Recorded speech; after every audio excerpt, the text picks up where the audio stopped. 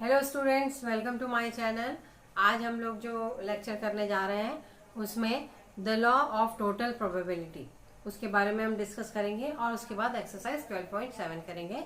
इसके पहले वाली एक्सरसाइज तक आप लोग, आई होप कि आप लोग कंप्लीट कर लिए होंगे और उसमें जो भी डाउट्स होंगे, मैं बार बार यही बात कहती हूँ कि प्लीज़ यदि कोई डाउट है तो प्लीज़ कमेंट सेक्शन में लिखेंगे। मैं अपने तरीके से पूरा एफर्ट लगा के समझाने की कोशिश करती हूँ, लेकिन यदि आपको कोई डाउट है तो प्लीज़ कमेंट सेक्शन में लिखिए। तो लॉ ऑफ टोटल प्रोबेबिलिटी, तो लॉ ऑफ टोटल प्रोबेबिलिटी का यदि बात करते हैं तो यदि मान लीजिए E1 E2 up to En मतलब कोई इवेंट है are mutually exclusive and exhaustive event. इसका मतलब म्यूचुअली एक्सक्लूसिव माने E1 इंटरसेक्शन E2 या E2 इंटरसेक्शन E3, ये सब क्या होंगे आपस में, इनका जो इंटरसेक्शन होगा वो फाई आएगा। ठीक है, जैसा कि अपन म्यूचुअली एक्सक्लूसिव इवेंट की डेफिनेशन से देख चुके हैं। और एग्जॉस्टिव इवेंट का मतलब होता है कि जब आप इनका यूनियन लेंगे तो वो पूरा सैंपल स्पेस आता है। तो ये म्यूचुअली एक्सक्लूसिव भी है और म्यूचुअली एग्जॉस्टिव इवेंट भी है। Associated with sample space S of a random experiment and A is any event associated with S। तो P इज इक्वल टू होता है P मतलब प्रोबेबिलिटी ऑफ ए माने ऐसा कोई इवेंट है जो किससे एसोसिएट करता है, सैंपल स्पेस से एसोसिएट करता है। तो उसमें आपको ये जो फॉर्मूला है ये आपको डिराइव करना है। ठीक है, ये एक फॉर्मूला है जो आपकी एक्सरसाइज 12.7 होगी, वो इसी पे बेस्ड होगी। ठीक है, तो इसके डेरिवेशन के लिए, वैसे तो डेरिवेशन एग्जाम में नहीं पूछता है, लेकिन आप लोग उसको डिराइव करना आना चाहिए। क्यों? क्योंकि वो दोनों तरीके से बेनिफिशियल है, आपको क्वेश्चन सॉल्व करने में भी इजी होगा और इसका डेरिवेशन आपको पता भी चल जाएगा। ठीक है, तो E1 E2 En are mutually exclusive and exhaustive event है। तो इसका मतलब जो होगा EI intersection EJ is equal to 5। ठीक है, where I is not equal to J। यहाँ I और J क्या होंगे? I is equal to 1 2 3 up to n and J is also 1 2 3 up to n होगा, लेकिन I is not equal to J होगा। ठीक है, और एक चीज क्या हो, ये होगी, और जो इनका ये क्या हुआ, म्यूचुअली एक्सक्लूसिव, और दूसरा म्यूचुअली एग्जॉस्टिव। म्यूचुअली एग्जॉस्टिव का मतलब होगा कि E1 union E2 union E3 up to En is equal to S, sample space के बराबर होगा।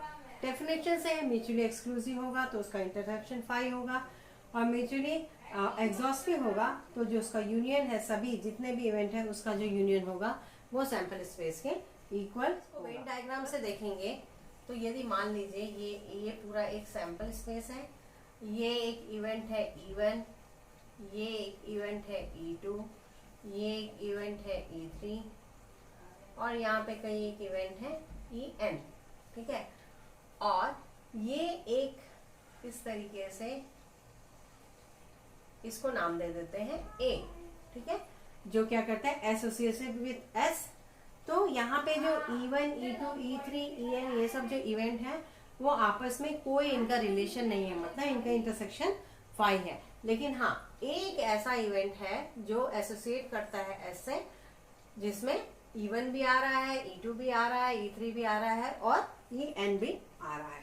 ठीक है, तो हमको जो प्रूफ करना है, जिससे हमको क्वेश्चन सॉल्व करना है, अब यहां से आप देख सकते हैं कि A intersection S is equal to A होगा, दिख रहा है यहाँ पे, है ना। A intersection S is equal to A होगा, तो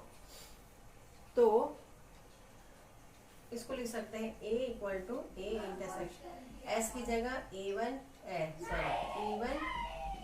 union E2 union E3 union En। ये हो गया, हमने S की जगह सैंपल स्पेस को पहले देखा था हमने, वो लिख दिया। अब उसके बाद यहाँ पे इसको union A intersection E2 union A intersection E3 dash union A intersection En। ये आ गया। अब आपको पता है कि यहां से देखेंगे यदि कि A intersection E I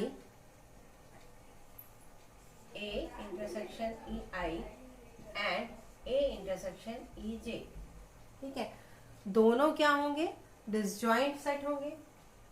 R disjoint set का मतलब है ए इंटरसेक्शन ई आई करेंगे तो वो अलग मिलेगा, और ए इंटरसेक्शन ई जे करेंगे तो वो आपको, क्योंकि ये लोग म्यूचुअली एक्सक्लूसिव इवेंट है। म्यूचुअली एक्सक्लूसिव इवेंट है मतलब कोई भी चीज कॉमन नहीं होगी इसमें।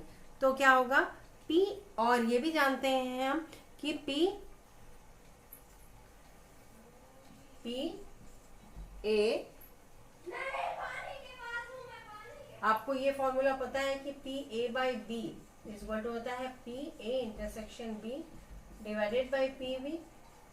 कहाँ से, कंडीशनल उसकी प्रॉपर्टी से, कहाँ किस प्रॉपर्टी से, कंडीशनल उसकी प्रॉपर्टी से, तो P A बाई बी। तो ऐसे यहाँ पे यदि आप A इंटरसेक्शन E1 लिखेंगे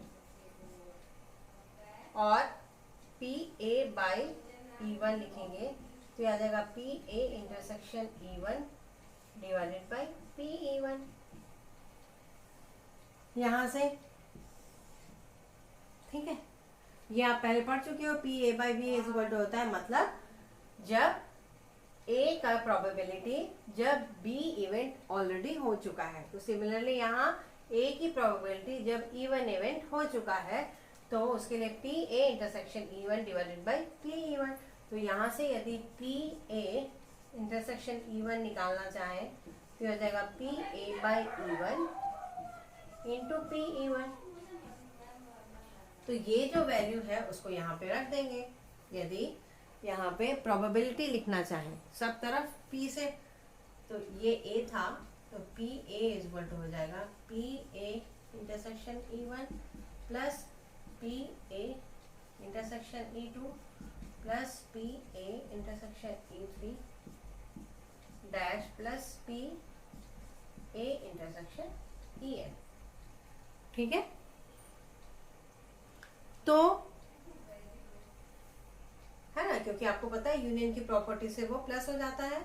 तो यहाँ पे आप जब यहाँ से ये फॉर्मूला लिख देंगे तो आ जाएगा P A by E1 into P E1 plus P A by E2 P E2 plus इसको डैश डाल दें plus P A by E1 P EN। तो यदि इसको जनरलाइज फॉर्म में लिखेंगे तो ये हो जाएगा summation I is equal to 1 to N P A upon E I into P E I। ये फॉर्मूला हो गया। अब इसी पे बेस्ड हैं सारे क्वेश्चंस जो एक्सरसाइज 12.7 में है। तो आप अभी थोड़ा ये कॉम्प्लिकेटेड लग रहा होगा, लेकिन जब आप एक्सरसाइज 12.7 की क्वेश्चन सॉल्व करेंगे तो आपको ये बहुत इजी लगने लगेगा। उसमें क्या है, जो भी प्रोबेबिलिटी, जिस चीज का आपको प्रोबेबिलिटी निकालना है उस इवेंट को आप ए मानोगे, ठीक है, और जो प्रोबेबिलिटी जो इवेंट दिए हुए हैं, for example E1 E2 event दिए हुए हैं, उनको आप इस तरीके से लिख के ये फॉर्मूले में रख के सॉल्व करोगे। ठीक है, 12.7 का फर्स्ट क्वेश्चन है, a purse contains 4 silver and 5 copper coins. A second purse contains, ठीक है, फर्स्ट क्वेश्चन जो है 2 पर्स है, ठीक है, उसमें पहला पर्स जो है वो 4 सिल्वर और 5 कॉपर कॉइन्स है, ठीक है, 4 सिल्वर और 5 कॉपर फर्स्ट पर्स में, and second purse contains 3 silver and 3 silver and 7 copper coins. If a coin is taken out at random from one of the purse, what is the probability that it is a copper coin? तो ये जो है इसको E1 event मान लेंगे, इसको E2 event मान लेंगे। तो है ना। और आपको प्रोबेबिलिटी निकालनी, ए जो है प्रोबेबिलिटी फॉर कॉपर कॉइन, ठीक है, ये आपको फाइंड आउट करना है, प्रोबेबिलिटी फॉर कॉपर कॉइन। और किसी भी पर्स में से कॉपर कॉइन निकल सकता है, ठीक है। तो सबसे पहले पी इवन क्या हो जाएगा, 1/2, है ना। दोनों पर्स में से कोई भी एक पर्स है, मतलब प्रोबेबिलिटी क्या होगी, पी इवन, है ना। दो पर्स है, उसमें से कोई एक पर्स, और पी ई2 की भी प्रोबेबिलिटी क्या हो जाएगी, 1/2। हमेशा याद रखेंगे कि P E1 plus P E2 की वैल्यू हमेशा 1 आनी चाहिए। यदि 1 नहीं आ रही है, इसका मतलब कहीं कुछ गड़बड़ है। यहाँ पे देख रहे हैं 1 आ जाएगा। अब हमको निकालना है प्रोबेबिलिटी ऑफ ए, तो इसका जो फॉर्मूला आ जाएगा P A by E one into P E one plus P A by E two P E two, है ना। ये फॉर्मूला होता है, आपको निकालता है प्रोबेबिलिटी फॉर कॉपर कॉइन। हमने उस इवेंट को क्या माना है, ए माना था, ठीक है। अब A by E one, E one और ई टू तो आपको पता लग गया, पी ई वन और P E two. A by E one कहने का मतलब है, ए बाई ई वन कैसे निकलेगा, इस इवन इवेंट को हमने फर्स्ट पर्स माना है, तो फर्स्ट पर्स आने में कॉपर आने की क्या प्रोबेबिलिटी होगी, 4/9, ठीक है। मतलब कॉपर कॉइन आने की प्रोबेबिलिटी जब इवन से आप कॉइन निकाल रहे हो, ठीक है। तो कॉपर कितना है इसमें, 5 है, सॉरी, तो दिस इज 5। टोटल कॉइन्स कितने हैं, 9। तो पी ए बाई इवन मतलब कॉपर कॉइन आने की प्रोबेबिलिटी जब इवन माने पर्स, फर्स्ट पर्स से कॉइन निकाला जा रहा है। तो फर्स्ट पर्स में कॉपर कॉइन कितने हैं, 5, और टोटल नंबर ऑफ कॉइन्स कितने हैं, 9।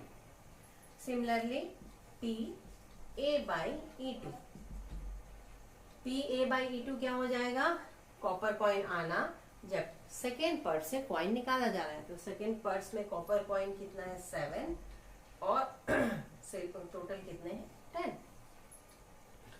अब कुछ नहीं करना है, सारी वैल्यू को इसमें पुटअप कर दीजिए। ए बाई ई वन कितना है, 5/9 इंटू 1/2 प्लस 7/10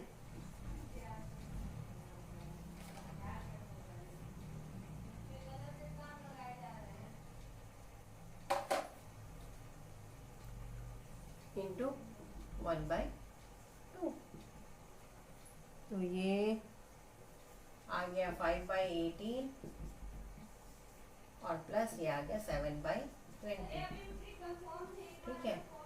तो एलसीएम आ गया 180, 1050 प्लस 63, तो ये कितना आ गया, 113/180। यही आंसर, यस। तो ये आपका आंसर आ गया। तो आप देख सकते हैं, मतलब यदि आप प्रोबेबिलिटी ऑफ ई, मतलब E1 E2 को क्या डिसाइड करना है, यही आपका सारा क्वेश्चन का मूल वो है, ओरिजिन, है ना। तो यदि वो पता लग गया तो आप क्वेश्चन इजी तरीके से बना सकते हैं। अब आ जाते हैं क्वेश्चन नंबर 2 में। क्वेश्चन नंबर 2 में बोला है कि a person has undertaken a construction job, the probabilities are 0.65 that there will be strike. मतलब यहाँ स्ट्राइक हो रही है और इसकी प्रोबेबिलिटी कितनी दी हुई है, यदि इसको इवन इवेंट मान लें तो इसकी प्रोबेबिलिटी दी हुई है 0.80, ठीक है। इसको यहाँ मत लेता। और दूसरा बोल रहा है that the construction job will be completed on time if there is no strike। ये हाँ 0.65, ठीक। मतलब एक बार स्ट्राइक हो रही है और एक बार स्ट्राइक नहीं हो रही है, नो स्ट्राइक। तो E1 और E2, ठीक है। तो P1 दिया हुआ है 0.65, और जब स्ट्राइक नहीं हो रही है तब काम कब कंप्लीट हो रहा है, 0.80 पे। that the construction will be completed on time. If there is no strike and 0.3, if there is no strike and 0.32, that the construction job will be completed on time if there is a strike. Determine the probability that the construction job will be completed on time. ठीक है, तो जब strike नहीं है तब कब काम complete हो रहा है, पॉइंट, हाँ, तब तो उसकी प्रोबेबिलिटी क्या है, देखिए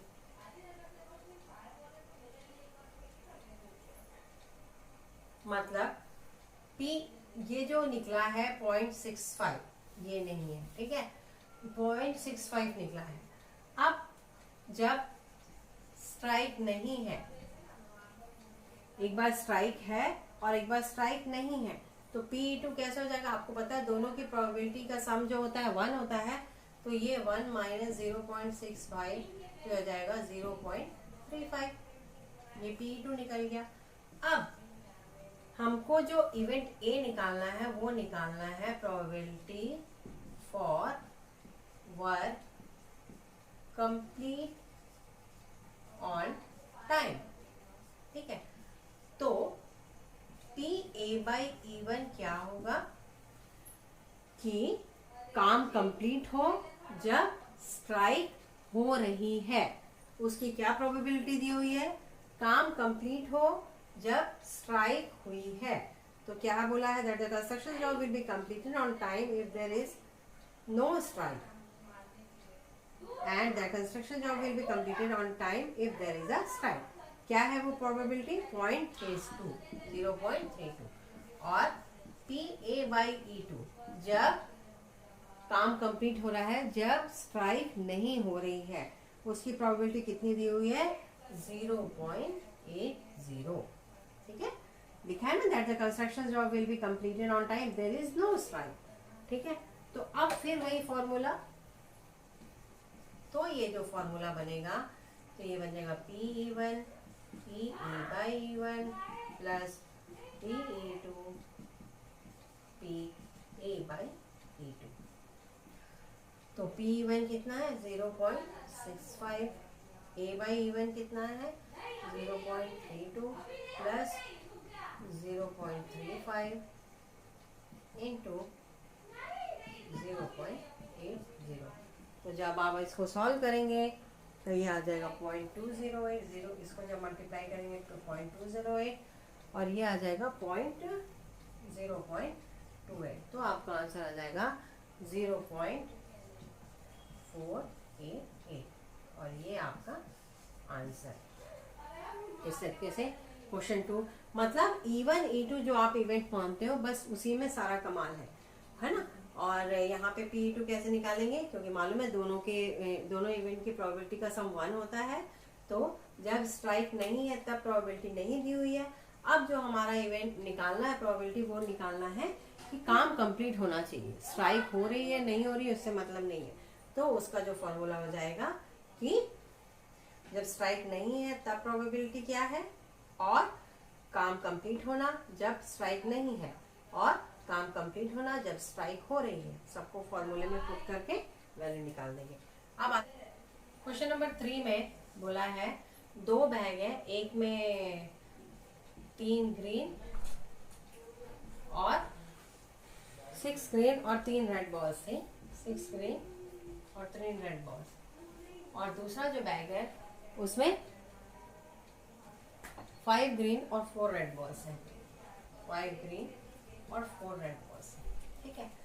अब बोला है कि एक बैग से दूसरे बैग में बॉल को ट्रांसफर करना है, तो आपको जो प्रोबेबिलिटी निकालनी है वो निकालनी है प्रोबेबिलिटी फॉर रेड बॉल।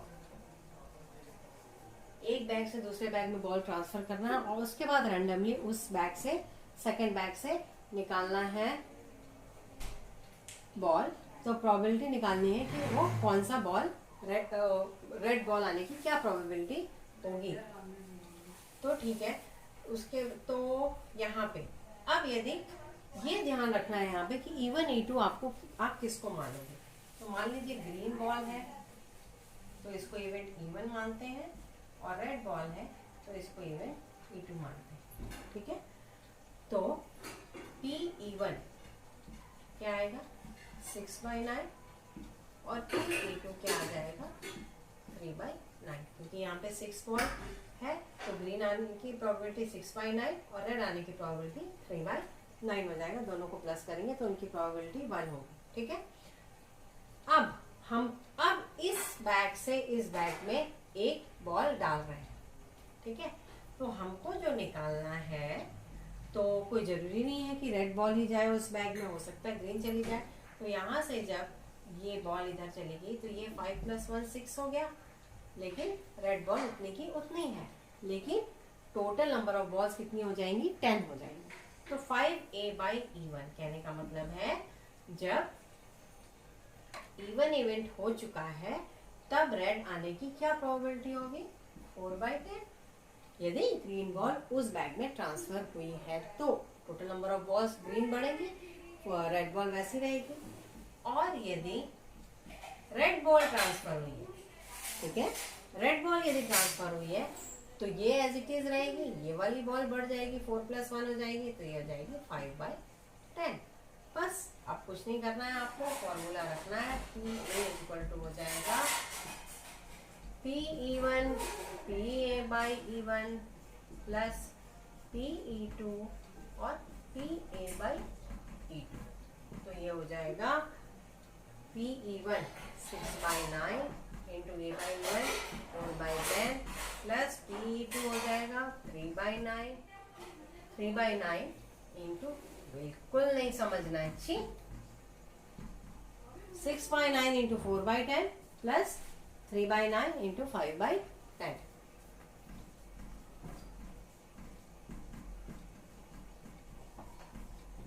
तो ये आ जाएगा कितना 39/90, दैट इज 13/30। इस तरीके से क्वेश्चन नंबर 3 हो गया। अब आप आ जाइए क्वेश्चन नंबर 4 में। क्वेश्चन नंबर 4 में बोला है कि an urn contains 5 red and 5 black balls। ठीक है, 5 रेड है और 5 ब्लैक बॉल्स है। तो a ball is drawn at random, its color is noted and is then returned to the urn.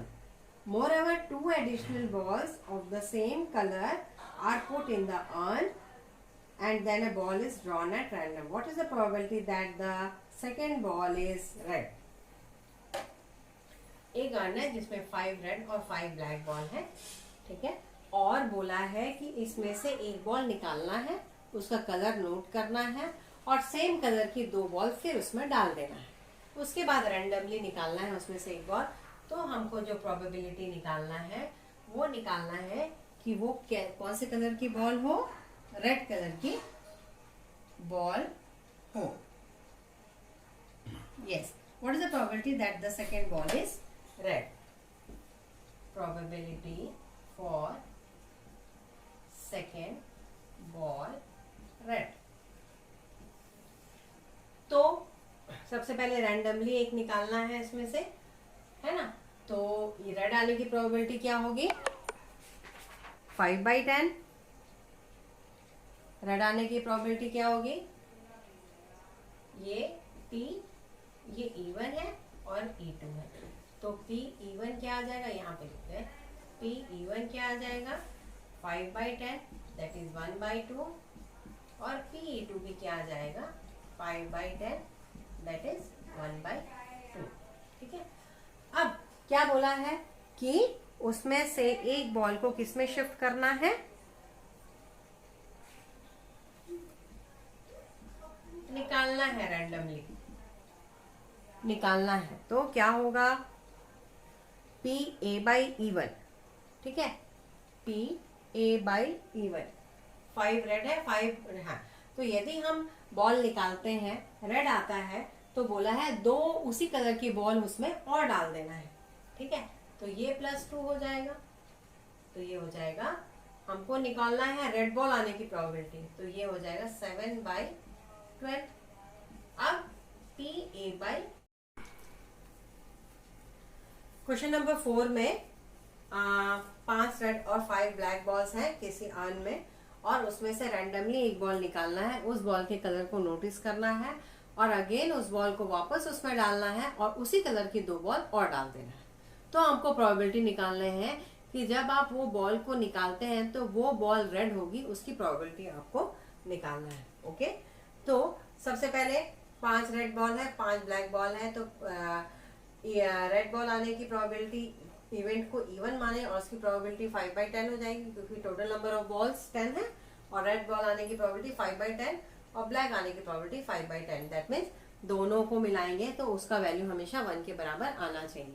ठीक है, अब हमको जो निकालना है प्रोबेबिलिटी फॉर रेड बॉल, है ना, ये आपको फाइंड आउट करना है।